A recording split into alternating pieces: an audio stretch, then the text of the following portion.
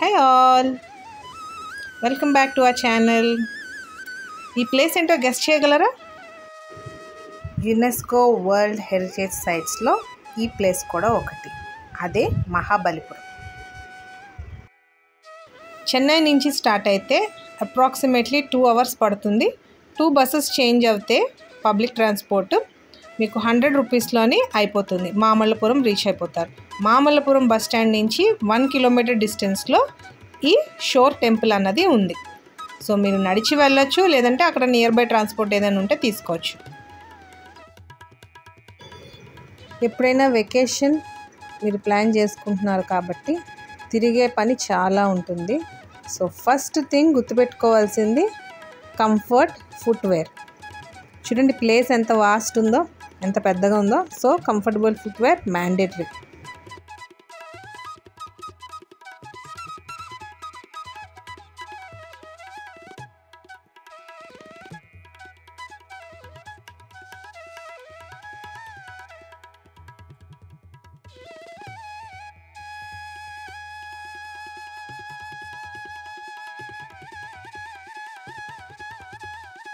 So ఈ షోర్ temple దగ్గరకు వస్తే ఎంట్రీ టికెట్ ఏమో 40 రూపీస్. మిగతా ఓన్లీ ఫర్ ఇండియన్ సిటిజన్స్. మిగతా వేరే ఎవరైనా సరే టూరిస్టులు వేరే కంట్రీ నుంచి వచ్చిన వాళ్ళకైతే 600 రూపీస్. ఓన్లీ ఇండియన్ సిటిజన్స్ మాత్రమే 40 రూపీస్. ఇంత తిరగాలి కదా, మరి మంచినీళ్ళు, ఫుడ్డు అక్కడ నియర్ బై ఒక చిన్న క్యాంటీన్ ఉందండి. చక్కగా అక్కడ దొరికే వాటితోనే పని కానిచ్చేయచ్చు. And most importantly UPI payments అవైలబుల్లో ఉన్నాయి. రెయినీ సీజన్ తప్ప మీరు ఏ సీజన్లో అయినా విజిట్ చేయొచ్చు ఈ ప్లేస్ని. ఈ ప్లేస్ అనే కాదు, ఇన్ జనరల్ టూరిజం మీరు ప్లాన్ చేసుకుంటున్నారు అంటే ఎక్కడికైనా ట్రిప్కి, వెకేషన్కి రెయినీ సీజన్ అవాయిడ్ చేస్తే బెటర్. అండ్ మీరు వీడియోలో చూస్తే మీకు తెలుస్తుంది కదా ఎంత నీట్గా ఈ ప్లేస్ని మెయింటైన్ చేస్తున్నారో. సో ప్లాస్టిక్ ఏ సైట్కైనా సరే, మీరు ఒక టూరిస్ట్ వెకేషన్ స్పాట్కి వెళ్తున్నారంటే ప్లాస్టిక్ని అవాయిడ్ చేయండి లోపలికి తీసుకెళ్ళడానికి.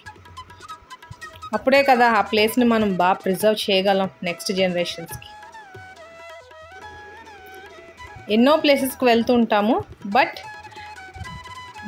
ఈ ప్లేస్ యొక్క సిగ్నిఫికెన్స్ ఏంటంటే మన ఇండియన్ హెరిటేజ్ కల్చర్, అప్పట్లోనే ఉన్న క్రాఫ్ట్మెన్షిప్ ఇవన్నీ చూడడానికి దొరుకుతాయి ఇక్కడ. అండ్ 3 temples ఉంటాయి అక్కడ. రథాలు అవి ఎలా కార్వ్ చేశారు, అన్ని సింగిల్ స్టోన్స్ మీద కార్వ్ చేసినవంట ఇవన్నీ.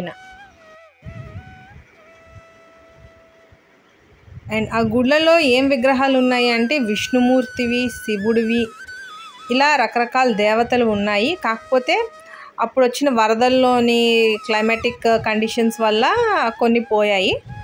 ఏవైతే ఉన్నాయో ద రిమైన్స్, వాటిని గవర్నమెంట్ బాగా ప్రిజర్వ్ చేసి ఉంచింది. సో మీ పిల్లలకి ఈ ప్లేస్ యొక్క ఇంపార్టెన్స్, సిగ్నిఫికెన్స్ అన్నీ ఎక్స్ప్లెయిన్ చేయండి. ఎందుకంటే ఇప్పుడు కిడ్స్కి అవేం తెలియవు. So we're responsible to teach them.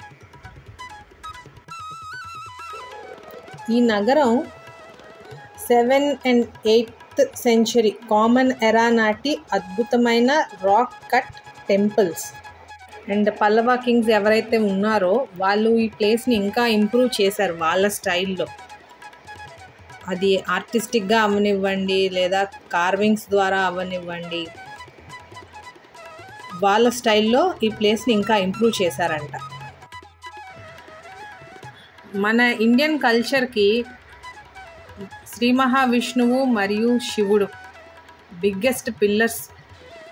అలాంటి వాళ్ళ టెంపుల్స్ని బే ఆఫ్ బెంగాల్కి చాలా దగ్గరగా ఈ షోర్ టెంపుల్ అన్నది అప్పటి పల్లవ కింగ్స్ డిజైన్ చేసి కట్టించారు. సో అప్పటి అడ్వాన్స్ ఇంజనీరింగ్ టెక్నిక్స్ కానీ, ఆర్కిటెక్చర్ కానీ, డీటెయిల్డ్ కార్వింగ్స్, వాళ్ళ థింకింగ్ అవన్నీ మీరు ఇక్కడ చూడొచ్చు అన్నమాట.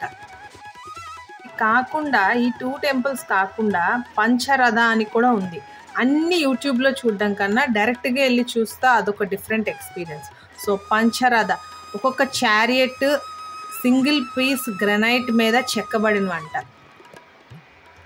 అండ్ ఆ ప్రెసిషన్ కానీ, లేదా ఆ టెక్నిక్ వాళ్ళు ఎలా అయితే ఆ స్టోన్స్ మీద చెక్కారో అవన్నీ ప్రజెంట్ మీరు ఎక్కడ చూడలేరు, అంత అద్భుతంగా ఉంటాయి చూడడానికి.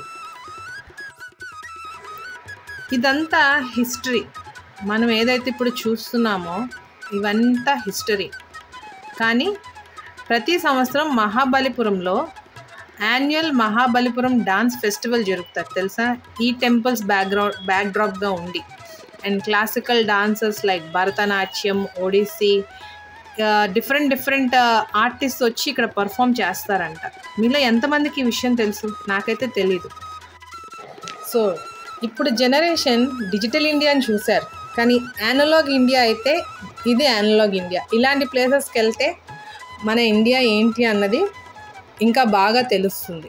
చెప్పాలంటే ప్రజెంట్ కన్నా పాస్టే బాగుంది అనిపిస్తుంది.